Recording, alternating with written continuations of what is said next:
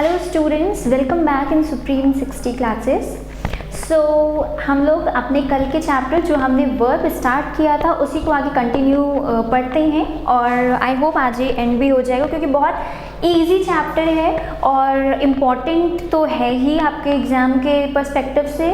क्योंकि देखिए इजी इसलिए है क्योंकि वर्ब आप हमेशा से ही पढ़ते आ रहे हैं, हेल्पिंग वर्ब, मेन वर्ब, तो बस थोड़ा सा ये है कि कुछ नाम जो आप पहले से जानते थे वो थोड़े से मॉडिफाई आ गए हैं और कुछ भी नहीं है। और जो थोड़ा बहुत एक दो एडिशनल चीज़ें होंगी जो आपको नहीं पता थी वो आपको इस लेक्चर के बीच में समझ आ जाएंगी। तो लेट्स स्टार्ट द चैप्टर सी। देखिए कल मैंने आपको ये सारी बातें बता दी थी कि क्लासिफिकेशन वर्ब्स का कैसे कैसे transitive, non intransitive, finite, non finite and auxiliary, main verb, modals, ये सारी चीज़ें कल मैं आपको बता चुकी हूँ। तो आज मैं डायरेक्ट आपको रूल से पढ़ाना स्टार्ट कर रही हूँ। सी, हमारा फर्स्ट रूल क्या कहता है? A verb used in a sentence should be in accordance to the subject and the sentence। मतलब आपका जो सब्जेक्ट अगर सिंगुलर है तो आपकी वर्ब भी सिंगुलर रहेगी, सब्जेक्ट अगर आपका प्लूरल है तो you will use plural verb. सिर्फ इतनी सी बात कही। I have done my verb. I क्या है singular but considered by plural form, इसलिए आई यहाँ पर हैव। ठीक, next rule, but the sentences starting with there. कोई सेंटेंस जो देयर से स्टार्ट होता है and interrogative pronouns takes the verb according to the predicate और कॉम्प्लीमेंट ऑफ अ सेंटेंस। जैसे ये सेंटेंस जैसे लिखा हुआ था, क्या जैसे ये सेंटेंस लिखा हुआ है कि आई हैव डन माई वर्क, तो कोई भी सेंटेंस में अगर आपको सब्जेक्ट और प्रेडिकेट पता करना है तो आप सब सेंटेंस का सब्जेक्ट अलग कर दीजिए। सब्जेक्ट को अलग करने के बाद सेंटेंस का जो भी पार्ट बचता है दैट्स कॉल्ड प्रेडिकेट। मैंने सब्जेक्ट को अलग कर दिया, ये तो हमारा हो गया सब्जेक्ट, और जितना भी ये पोर्शन बचा that is called the predicate of the sentence. Okay, तो रूल क्या बोल रहा है हमारा? Interrogative pronouns takes the verb according to the predicate और कॉम्प्लीमेंट। मतलब जब कभी इंटेरोगेटिव सेंटेंस आता है तो आप वहाँ वर्ब यूज करते हैं आपके प्रेडिकेट यानी कि ऑब्जेक्ट के अकॉर्डिंग। देखिए ऑब्जेक्ट नहीं कहना सही है क्योंकि ऑब्जेक्ट में तो वर्ब को हटाने के बाद जो बचता है that is called object, but यहाँ पे बात प्रेडिकेट की हो रही है। Predicate includes verb also. ठीक है, सेंटेंस देखिए ये लिखा हुआ है देयर। पहले हमने पढ़ा कि जब कभी भी सेंटेंस देयर से स्टार्ट होता है, there was a fan in the room, तो यहाँ पे वॉज किसके लिए आया? यहाँ पे वॉज आ रहा है फैन के लिए। आगे देखते हैं, while the sentence starting with it always takes singular। it से शुरू होने वाले सेंटेंसेस में हमेशा और हमेशा आती है सिंगुलर वर्ब। जैसे it was the students।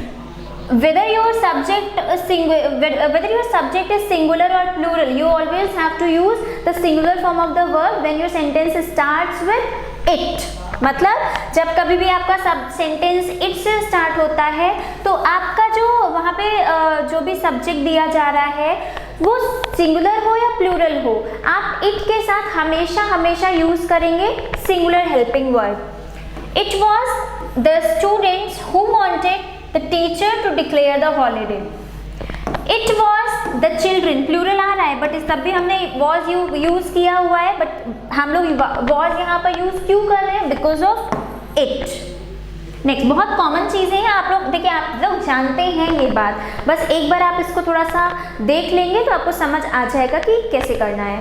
ठीक, नेक्स्ट रूल हमारा कहता है when plural nouns denotes specific, मतलब कोई भी अगर प्लूरल नाउन आ रहा है जिससे आपको स्पेसिफिक अमाउंट, कोई टाइम, कोई डिस्टेंस, अमाउंट, सम, कोई कैलकुलेशन, डिस्टेंस, मतलब कोई भी समय, पीरियड, क्वांटिटी और टाइम, तो the verb used for then should be singular. तो उसके बाद आने वाली जो वर्ब होगी वो हमेशा अपना सिंगुलर फॉर्म कंसीडर करेगी। जैसे 10,000 रुपीज, अब ये क्या है? ये आपका प्लूरल नाउन है, ये क्या है आपका, ये प्लूरल नाउन है, तो इसके साथ ये हमें क्या बता रहा है, अमाउंट पता चल रहा है, तो इसके बाद आने वाली वर्ब हमेशा सिंगुलर होगी।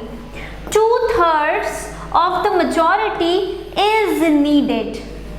ठीक, नेक्स्ट क्या है, when two nouns are joined by, मतलब जब कभी भी आपके दो nouns कनेक्टेड होते हैं, जो मैं वर्ड बताऊंगी वो as well as, not only, जैसे देखिए as well as, together with, along with, beside, in addition to, like, and, not, etc. not only but also भी आ जाता है इसमें।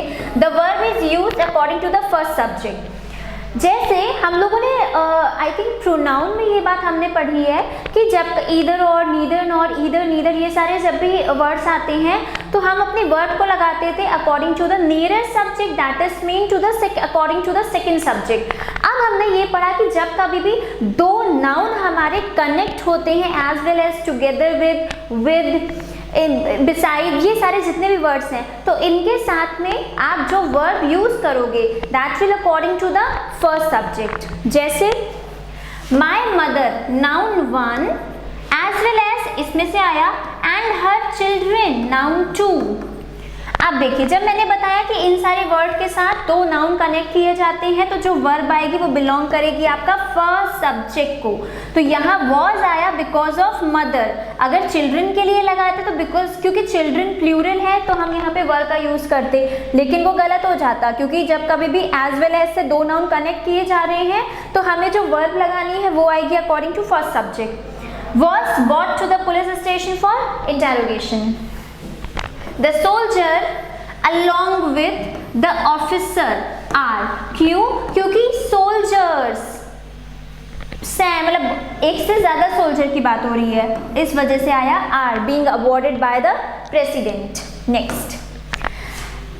Next rule is if two nouns are joined by either or, आ गई वे वाली बात, neither nor, not only, but also, or none but, the verb is used according to the second subject।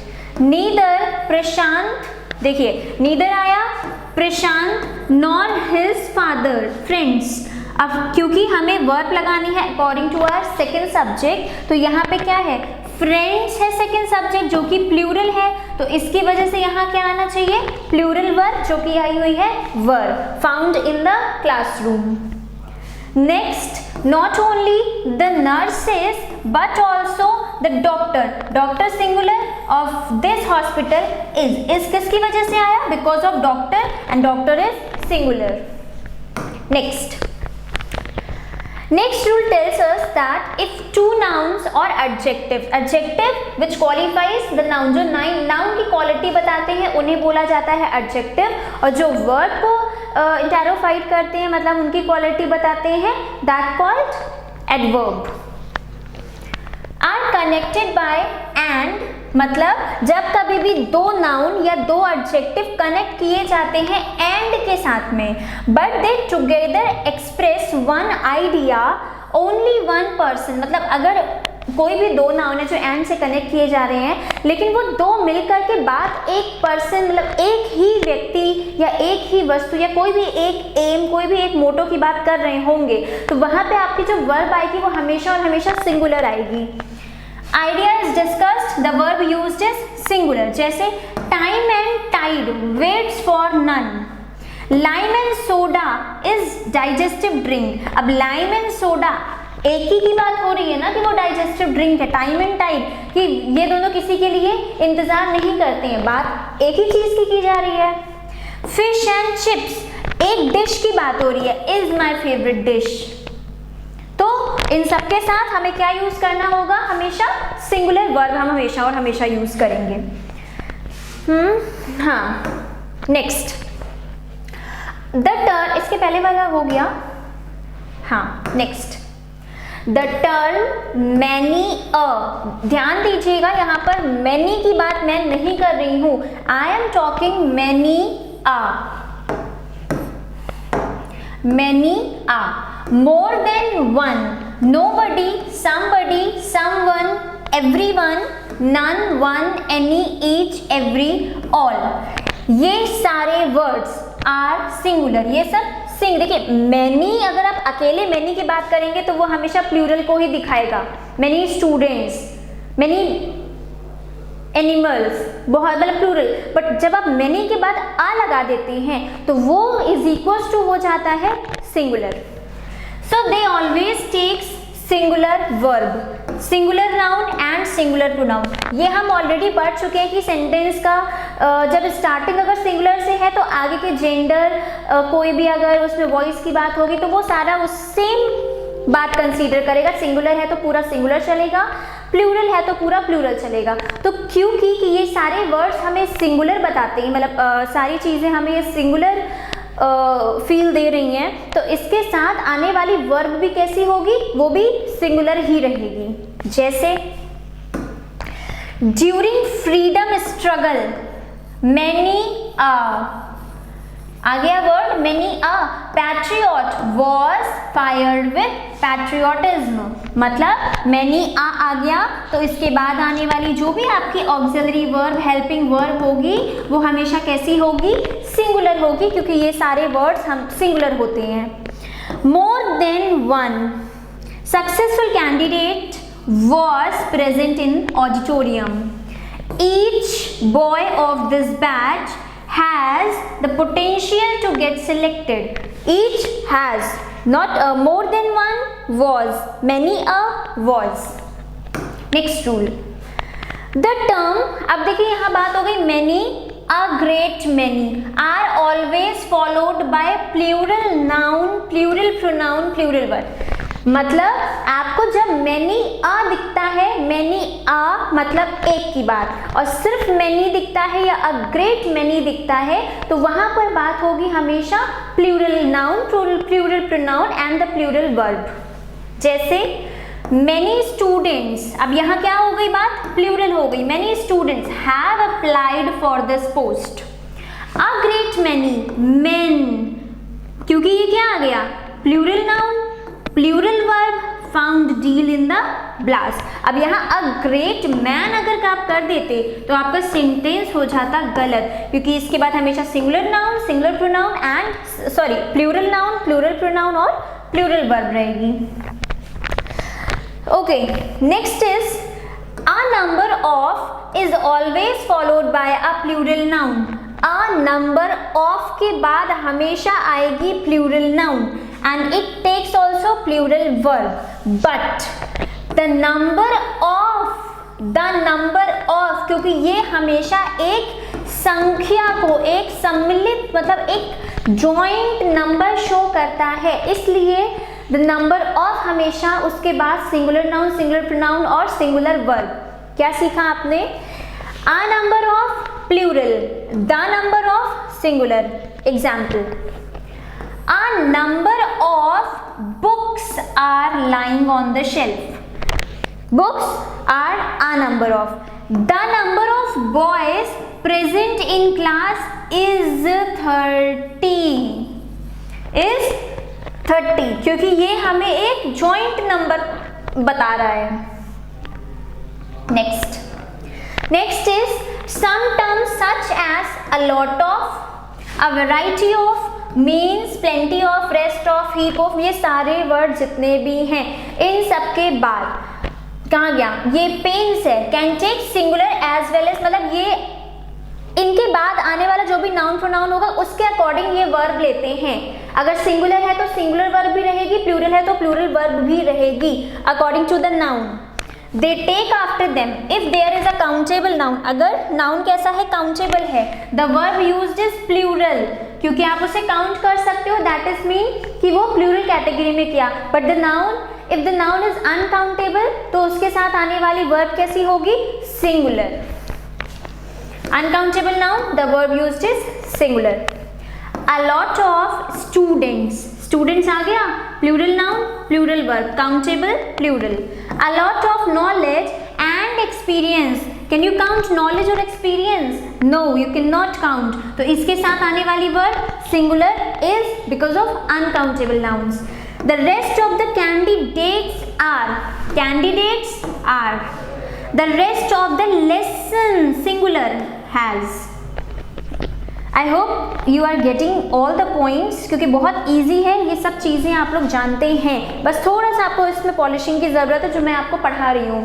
Next, in a compound sentences, what is compound sentences? जब दो अलग अलग type के sentences को connect कर दिया जाता है, और अगर आप इन दोनों सेंटेंसेस को अलग अलग भी कर देंगे तो दोनों के अपने इंडिपेंडेंट सेंस होंगे। मतलब दो कोई सेंटेंस हैं, जैसे he was a boy and he was intelligent. अब ही वॉज अ बॉय को अगर आपने अलग कर दिया तो वो एक खुद में एक कंप्लीट सेंटेंस है, और ही वॉज इंटेलिजेंट इसको अलग कर देंगे तो this is also a independent sentence, मतलब खुद में एक ये पूरा वाक्य माना जाएगा। तो इनको जब आप जोड़ देते हैं तो that is called compound sentence. This is totally is equal to a compound sentence. जैसे in a compound sentence both the auxiliary मतलब कि helping verbs and principal verb मतलब कि मेन वर्ब, और कल मैं आपसे इसके बारे में बात कर चुकी हूँ कि व्हाट इज प्रिंसिपल और what is main verb. The verb can be classified in according to their function, according to its function. So उसके अकॉर्डिंग पे थी auxiliary means helping verb and main verb यानी कि principal verb. Should be mentioned separately if they differ in number, form, voice। मतलब किसी भी compound sentence में अगर कोई हेल्पिंग वर्ब है और कोई मेन वर्ब है, अगर वो अलग है, मतलब पहले सेंटेंस से बात की जा रही है सिंगुलैरिटी की और सेकंड सेंटेंस से बात की जा रही है प्लूरैलिटी की, तो दोनों के लिए हेल्पिंग वर्ब्स आप अलग अलग यूज कर सकते हैं। But the main thing is कि वो सेंटेंस आपका बिलोंग करना चाहिए कंपाउंड कैटेगरी का। जैसे she never has and will never allow her only son to join politics. सबसे पहले तो ये चेक करो कि क्या सेंटेंस कंपाउंड है। ये कंपाउंड है ही नहीं। शी नेवर हैज व्हाट, कोई सेंस नहीं है। अब यहाँ पे अगर हम अलाउ को यहाँ ले आए, शी हैज नेवर अलाउड, तो ये एक खुद में सेंटेंस बन जाएगा, शी हैज नेवर अलाउड। तो वही बात है कि उसका खुद का वो मेन वर्ब और ऑक्सिलरी वर्ब ये सब लेगी। तो she has never allowed, and यहाँ से दूसरा will never allow her only son to join politics. Next देखिए, शी, आप डायरेक्ट सही देखो, शी डिसअपियर्ड, अब ये खुद में एक कंप्लीट सेंटेंस है, and was found dead near a well outside the village. Okay, next, when the sentence is introduced by an adverb, मतलब कोई भी सेंटेंस का अगर देखिए by an adverb then inverted form of the verb is issued, मतलब कि किसी भी सेंटेंस की स्टार्टिंग अगर आपकी किसी भी एडवर्ब से हो रही है, जैसे never, so fast, hardly and scarcely, ये सारे क्या है, एडवर्ब्स हैं। तो आप क्या करते हैं, आप उनका inverted form is slightly is equal to interrogative sentence, मतलब इंटेरोगेटिव की तरह क्वेश्चन मार्क तो सेंटेंस में नहीं आएगा, बट द हेल्पिंग वर्ब, मतलब इंटेरोगेटिव में क्या होता है, सब्जेक्ट बाद में आता है, हेल्पिंग वर्ब्स पहले आती हैं, तो इन्वर्टेड फॉर्म वही है, हेल्पिंग वर्ब पहले, सब्जेक्ट बाद में। जैसे never I have done this work, नहीं, एडवर्ब से स्टार्ट हुआ तो हैव को पहले, never have I done this work. So fast he drove the motor, no, past की बात हो रही है तो हेल्पिंग वर्ब सब्जेक्ट के पहले, so fast did he drive the motor car. Hardly से स्टार्ट हुआ adverb, scarcely is also adverb, he had, गलत, had he. Next is names of diseases, already पढ़ चुके हैं आप लोग, games, countries, books, subjects are always followed by singular although they are plural in form. Mathematics is, rickets is, the United States of America has, पता है आपको ये बात, नाउन में भी पढ़ा, प्रोनाउन में, आर्टिकल में भी पढ़ा, सब कुछ पढ़ा। Next, the following phrases are followed by gerund, याद है, verb with, मतलब first form of the verb connected with ing form of the verb। used to, मतलब ये सारे फ्रेजल वर्ब जब आते हैं, accustomed to, averse to, with the view to, addicted to, devoted to, ये सारे वर्ड्स, तो ये इनके बाद आता है gerund। जैसे she goes to Delhi every Sunday with a view to buying, What is this? This is gerund form of verb. Clothes. He was accustomed to hearing. We are looking forward to. Seeking. He had been prone to gambling. 3-4 बार इनको आप पढ़ेंगे, याद हो जाएगा. Next rule, the noun और pronoun governing a gerund must be in possessive case. मतलब कि कब आपको किसी भी सेंटेंस में जब कभी भी कोई भी gerund फॉर्म दिख जाता है जो खुद का सेंटेंस को कंप्लीट करता हो, तो इसके पहले आने वाला जो भी आपका केस होगा वो होगा पजेसिव प्रोनाउन का.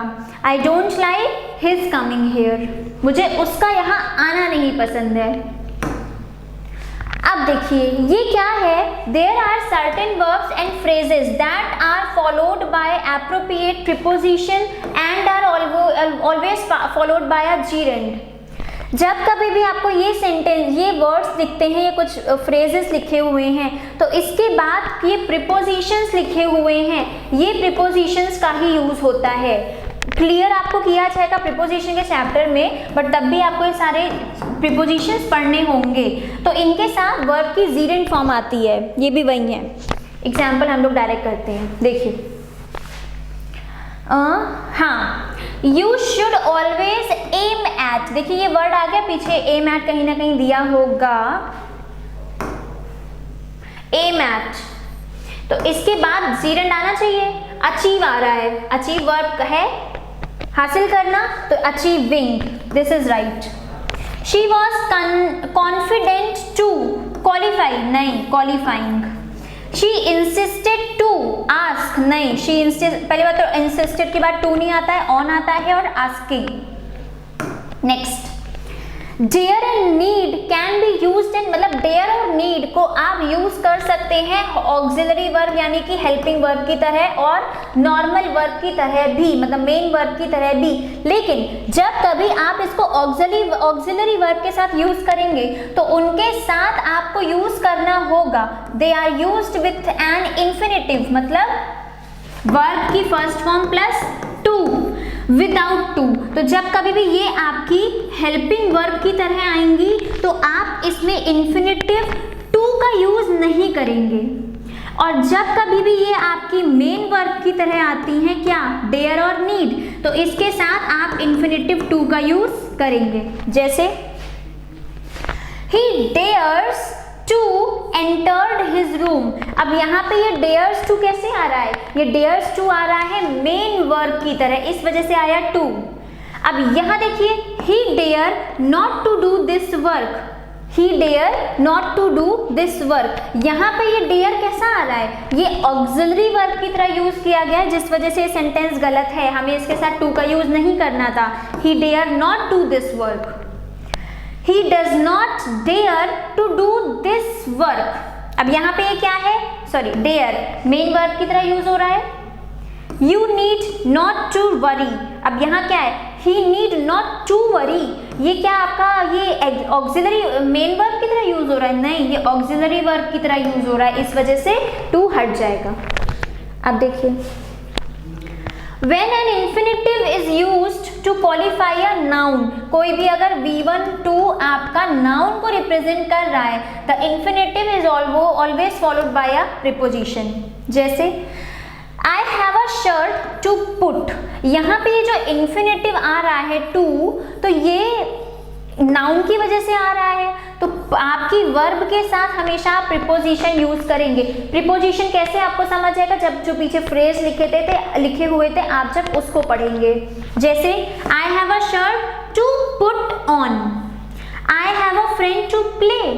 आई have a friend to play with. I have a house to live. No, I have a house to live. I have a house to live. Next rule, if the verb in two infinitives are synonym. अगर कोई भी verb आपकी use हो रही है, कोई भी दो ऐसे वर्ड्स आपको दिख जाते हैं जो सिनोनिम्स होते हैं, तो two is used before the first infinitive. अभी बड़ो एग्जाम्पल देख के समझ आएगा.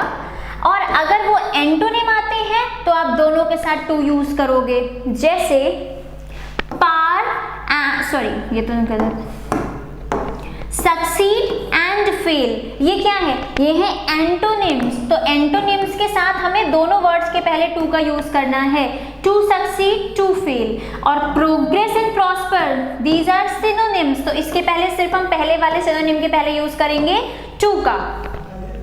जब भी आपको दिखता है कोई एंटोनिम तो उसके पहले आप यूज करेंगे दोनों के पहले टू, और जब भी आपको दिख जाए सिनोनिम तो उसके लिए आप सिर्फ पहले वाले वर्ड्स के साथ यूज करेंगे अपना टू इन्फिनेटिव का। तो यहाँ पे वर्ब का चैप्टर हमारा खत्म हो जाता है। तो हाउ वाज द चैप्टर, आप लोग कमेंट में बताइएगा ज़रूर कि आपको समझ आया, नहीं आया, कहाँ नहीं आया, क्या प्रॉब्लम आई, सारी चीज़ें। और अच्छे से आप लोग पढ़िएगा। नेक्स्ट हम लोग नया चैप्टर लेकर के आएंगे इसके बाद नेक्स्ट वीडियो में। तो thank you always for watching the video. अच्छा सुनो, चैनल को सब्सक्राइब करो, उसके बाद घंटी बजा देना ताकि अगली वीडियो आपसे मिस ना हो पाए। Thank you.